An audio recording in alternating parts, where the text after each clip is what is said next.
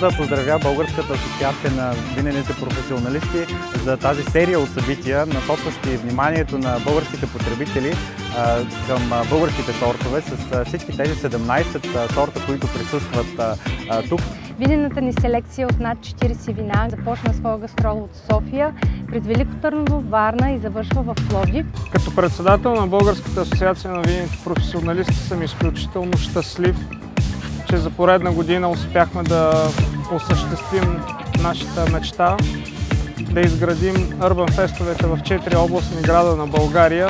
Международен, защото идеята е да има един ден в годината, в който българското вино да се празнува в цял свят.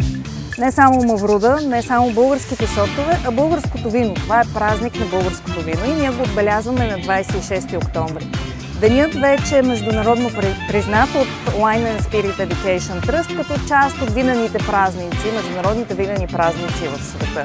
И Международен ден на Мавруда да се утвърди като качествено събитие в нашата страна за хубаво българско вино. Да продължаваме да правим все по-хубави български вина, така и все повече и повече хора да стават пристрастни и да се влюбват в тях, защото те заслужават.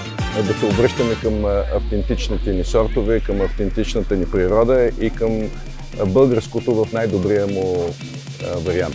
Да отваряме бутилки с Мавруд и не само с местни сортове и да бъдем щастливи.